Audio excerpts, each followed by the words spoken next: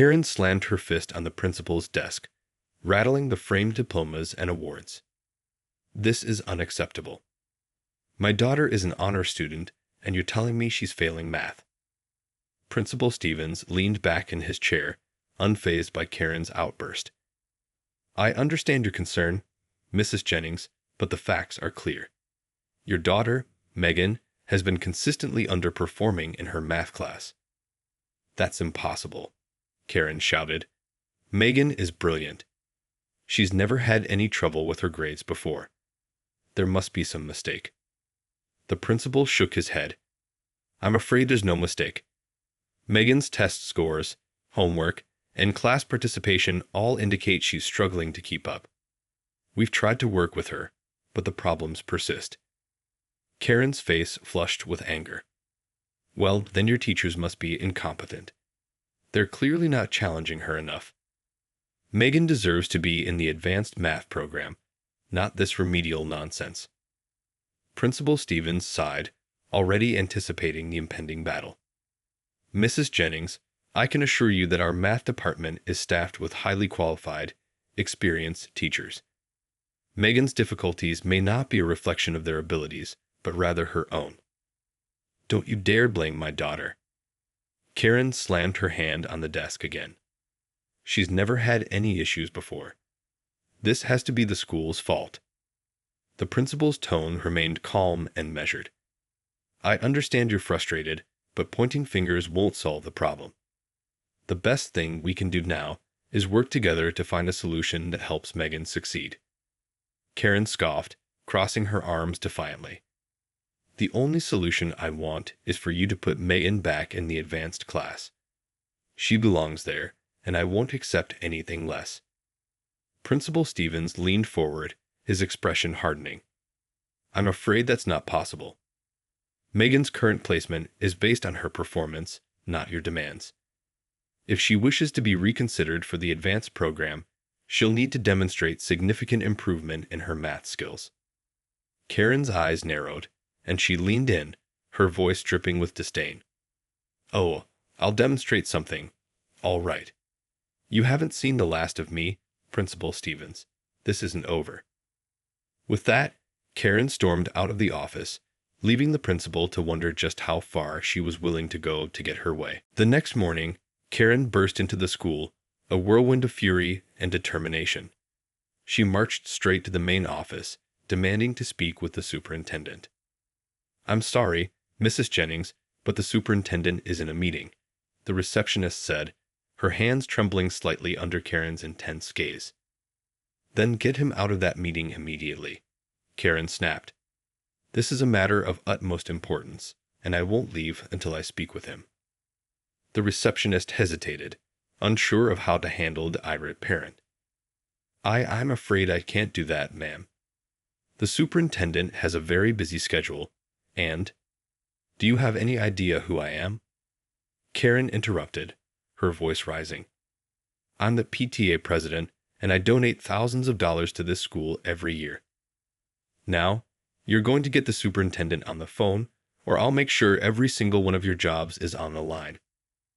The receptionist swallowed hard, recognizing the futility of arguing. Reluctantly, she picked up the phone and dialed the superintendent's extension. Within minutes, the office door opened, and the superintendent, a tall, stern-faced man, stepped out. Mrs. Jennings, what seems to be the problem? Karen wasted no time. The problem is that your incompetent principal refuses to properly accommodate my daughter's needs. Megan is an honor student, and you're letting her fail math. The superintendent glanced at the receptionist, who shrugged helplessly. Perhaps we should discuss this in my office, he said, motioning for Karen to follow him. Once they were seated, the superintendent folded his hands on the desk. Now, Mrs. Jennings, I understand you're concerned about your daughter's academic performance, but... Concerned? Karen interrupted. I'm outraged. Megan has never had any trouble with her grades, and now you're telling me she's failing math? That's unacceptable. The superintendent took a deep breath, trying to maintain his composure. I appreciate your passion, but I can assure you that the school is doing everything in its power to support Megan. Our teachers and administrators are highly qualified and dedicated to the success of all our students." Karen leaned forward, her eyes narrowing. "Well, they're clearly not doing enough. I'd want Megan transferred to the advanced math program immediately, and I want the principal removed from his position." The superintendent's eyes widened in surprise. "I'm afraid that's not something I can do, Mrs. Jennings. Megan's placement is based on her academic performance, and the principal has my full confidence." Karen's face twisted with rage. "Then you're just as incompetent as the rest of them. I'll make sure the entire school board hears about this. Mark my words, heads will roll." With that, Karen stormed out of the office, leaving the superintendent to wonder how he would contain the fallout from her latest tirade. The next day, Karen marched into the school, her eyes scanning the hallways for any sign of the principal. She spotted him standing near the cafeteria, and she wasted no time in confronting him. "Principal Stevens," she called out, her voice dripping with disdain. "I want to talk to you. Now." The principal sighed inwardly, already bracing himself for another confrontation. "Mrs. Jennings, I'm in the middle of a—" "I don't care what you're in the middle of," Karen interrupted, her tone leaving no room for argument. "This is about my daughter, and it takes priority over everything else." Principal Stevens nodded reluctantly and led Karen to his office, where they both took a seat. "What can I do for you, Mrs. Jennings?" "What you can do is put my daughter back in the advanced math program, where she belongs," Karen said, her eyes narrowing. "I won't accept her being kept in this remedial nonsense any longer." The principal clasped his hands on the desk, his expression calm and measured. "As I've explained, Mrs. Jennings, Megan's placement is based on her academic performance. She simply isn't meeting the criteria for the advanced program at this time. That's unacceptable." Karen slammed her fist on the desk, causing the principal to flinch. "Megan is as straight a student. She's never had any trouble with her grades before. This has to be the fault of your incompetent teachers." Principal Stevens took a deep breath, trying to maintain his composure. "I can assure you that our teachers are highly qualified and dedicated to the success of all their students. Megan's struggles may not be a reflection of their abilities, but rather her own." Karen scoffed, crossing her arms defiantly. "Don't you dare blame my daughter. She's never had any issues before, and I won't stand for it now." The principal leaned forward, his expression hardening. "Mrs. Jennings, I understand your frustration, but the fact remains that Megan is not meeting the standards for the advanced program. If she wishes to be reconsidered, she'll need to demonstrate significant improvement in her math skills." Karen's eyes narrowed, and she leaned in, her voice dripping with venom. "Well then, I guess it's time for me to make some changes around here. You haven't seen the last of me, Principal Stevens. This isn't over." With that, Karen stormed out of the office, leaving the principal to wonder just how far she was willing to go to get her way. The following week, Karen arrived at the school armed with a petition and a group of vocal supporters from the PTA. She marched into the principal's office, her eyes gleaming with determination. "Principal Stevens, I have something for you," she said, slamming the petition down on his desk. "Over 200 parents have signed this, demanding that you reinstate Megan in the advanced math program." The principal glanced at the petition, unfazed by Karen's display of force. "Mrs. Jennings, I appreciate the effort, but this petition doesn't change the fact that Megan's academic performance simply doesn't meet the criteria for the advanced program." Karen's face flushed with anger. "That's ridiculous. Megan is one of the top students in her class. She's never had any trouble with her grades before. This has to be the fault of your incompetent teachers." Principal Stevens held up a hand, his expression stern. "I understand your frustration, but I've already made it clear that this decision is not based on the abilities of our teachers. Megan's placement is determined by her own academic performance, and that's not up for debate." Karen's eyes narrowed as she leaned forward, her voice low and menacing. Well, then maybe it's time for a change in leadership around here. I've been talking to the school board, and they're not happy with the way you're running this school."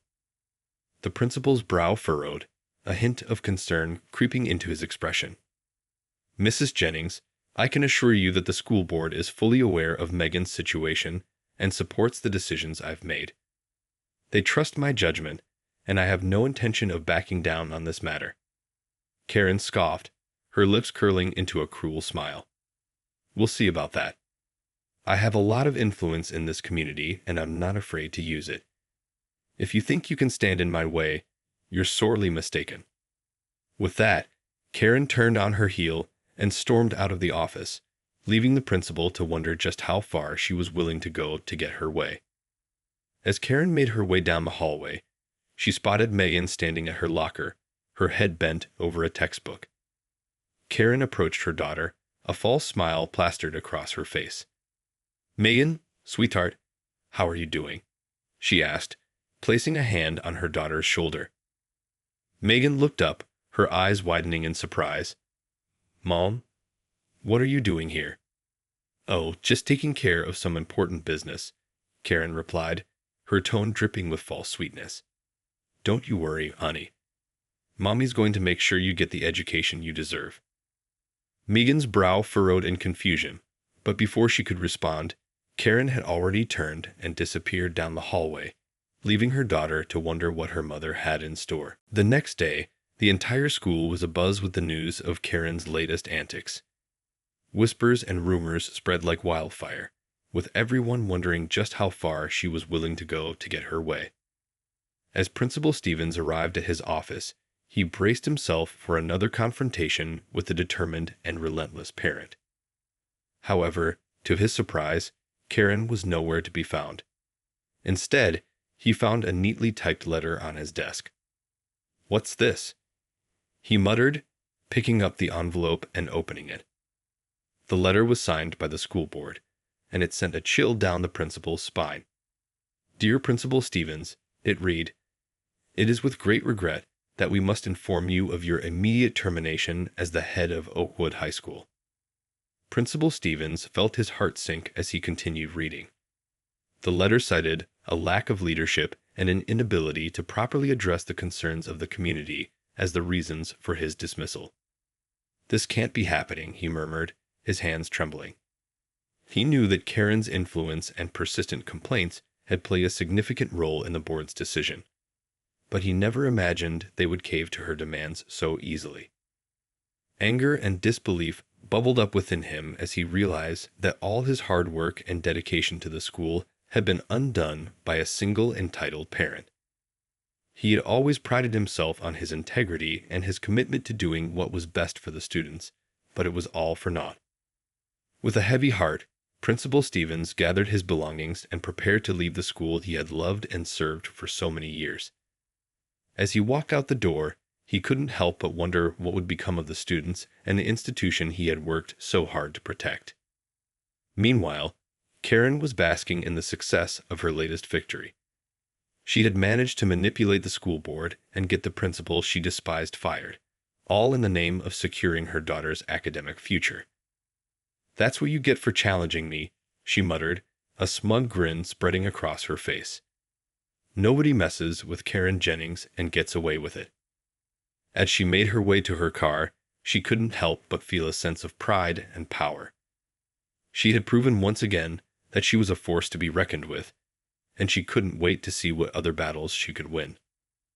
Little did she know, however, that her actions had set in motion a chain of events that would ultimately lead to her own downfall. The news of Principal Stevens' sudden dismissal spread like wildfire through the Oakwood High School community, sparking outrage and confusion among students, parents, and faculty alike. Megan, Karen's daughter, was shocked and saddened by the turn of events. She had always respected Principal Stevens and the way he ran the school, and she couldn't understand why he had been fired.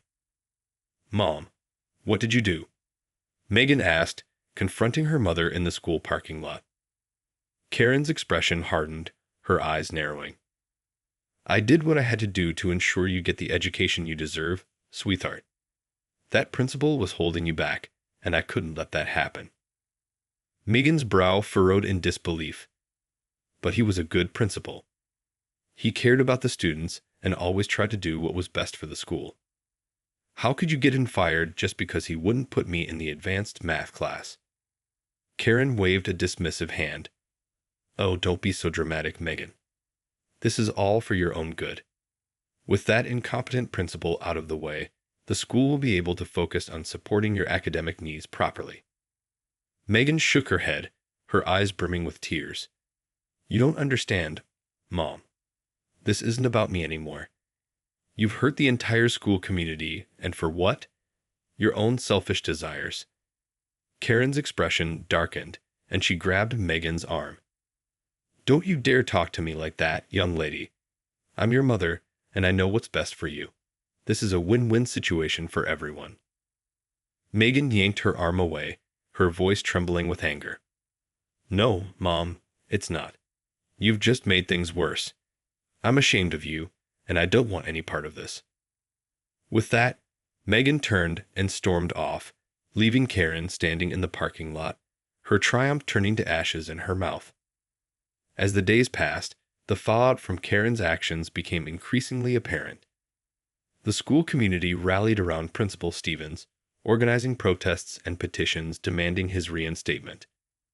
The once united PTA fractured, with many parents distancing themselves from Karen and her increasingly erratic behavior.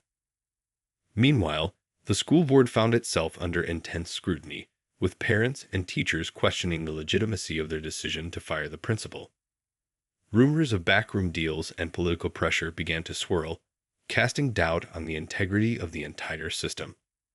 Karen, once the undisputed queen of the PTA, found herself increasingly isolated and ostracized. Her attempts to rally support for her cause were met with a cold shoulder, as the community had grown weary of her entitled and manipulative behavior. As the crisis deepened, Karen began to realize that her Pyrrhic victory had come at a heavy price.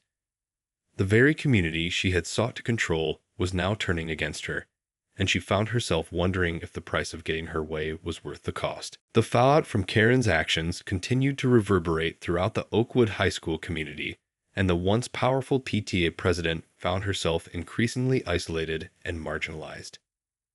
As the school board faced mounting pressure to reinstate Principal Stevens, Karen desperately tried to rally her remaining supporters, but her efforts were met with indifference and even outright hostility. How dare you get our principal fired just to serve your own selfish interests? One parent shouted at a PTA meeting, her eyes blazing with anger. You've betrayed the very values this organization is supposed to uphold.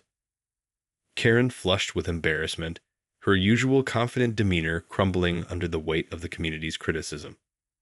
I was only trying to do what's best for my daughter, she stammered, her voice wavering. Best for your daughter? Another parent scoffed. You've put your own desires above the needs of the entire school. This isn't about Megan anymore. It's about your ego and your need for control. The accusations stung, and Karen found herself struggling to defend her actions. As the meeting descended into chaos, with parents shouting and accusing her of corruption, she realized that she had gone too far. Megan, who had been silently observing the drama unfold, finally stepped forward, her face etched with disappointment. Mom, you need to stop. This isn't about me anymore. It's about you and your need to control everything. Can't you see that you're hurting the school and the people you claim to care about? Karen's heart sank as she looked into her daughter's eyes, seeing the hurt and betrayal reflected there. She opened her mouth to speak, but the words caught in her throat, and she could only nod weakly. In the days that followed, Karen's influence within the PTA and the school community continued to wane. Parents and teachers alike refused to engage with her, and even the school board, once beholden to her demands, began to distance themselves. As Karen's once formidable power crumbled around her, she found herself forced to confront the consequences of her actions. The very community she had sought to manipulate and control had turned against her, and she was left to grapple with the realization that her sense of entitlement had ultimately been her undoing. In the aftermath of the PTA meeting, Karen found herself at a crossroads. Her once iron grip on the school community had been shattered, and she could no longer rely on her influence and entitlement to get her way. As she sat alone in her living room, staring at the wall, Megan cautiously approached her, unsure of how to proceed. "Mom," she said tentatively, "can we talk?" Karen looked up, her eyes rimmed with tears. "I'm so sorry, Megan. I've made a terrible mess of things, and I don't know how to fix it." Megan sat down next to her mother, placing a hand on her arm. "It's not too late, Mom. You can still make things right." Karen shook her head, her voice thick with emotion. "I don't know if I can. I've hurt so many people, and I've lost the trust of the entire community. How can I ever make that up?" Megan squeezed her mother's hand, her expression earnest. "You can start by apologizing. To the school, to the principal, and to everyone you've hurt. Admit that you were wrong, and ask for forgiveness." Karen's brow furrowed, her pride warring with her desire to make amends. "But what if they don't forgive me? What if they just laugh in my face?" "Then you'll have to live with that," Megan said softly. "But at least you'll have tried, and that's better than hiding behind your pride and letting this destroy you." Karen remained silent for a long moment, contemplating her daughter's words. Finally, she nodded, her resolve hardening. "You're right. I need to make this right, for myself and for the people I've hurt." With a deep breath, Karen stood up and made her way to the school, her heart pounding with a mixture of fear and determination. As she approached the main office, she spotted Principal Stevens, who was just preparing to leave for the day. "Principal Stevens?" she called out, her voice trembling. The principal turned, his expression guarded. "Mrs. Jennings, what can I do for you?" Karen took a step forward, her hands clasped in front of her. "I've come to apologize. I was wrong to get you fired, and I'm sorry for the pain and disruption I've caused. You were a good principal, and you didn't deserve what I did to you." Principal Stevens regarded her for a moment, his expression unreadable. Then, to Karen's surprise, he nodded slowly. "I appreciate your apology, Mrs. Jennings. It's not easy to admit when you're wrong, and I respect that you've had the courage to do so." Karen felt a wave of relief wash over her, and she smiled tentatively. "Does this mean you'll consider coming back?" The principal shook his head, a wry smile tugging at the corners of his mouth. "I'm afraid that ship has sailed, Mrs. Jennings. But I do hope you'll continue to be an involved and supportive parent, just without the threats and intimidation tactics." Karen nodded, a rueful chuckle escaping her lips. "You have my word. I've learned my lesson, and I won't be making that mistake again." As she watched the principal walk away, Karen felt a newfound sense of humility and self-awareness. She knew that the road to redemption would be long and difficult, but she was determined to make amends and regain the trust of the community she had once sought to control. And as she turned to face the future, she couldn't help but feel a twinge of hope. Hope that by letting go of her sense of entitlement, she might finally find the peace and fulfillment she had been searching for all along.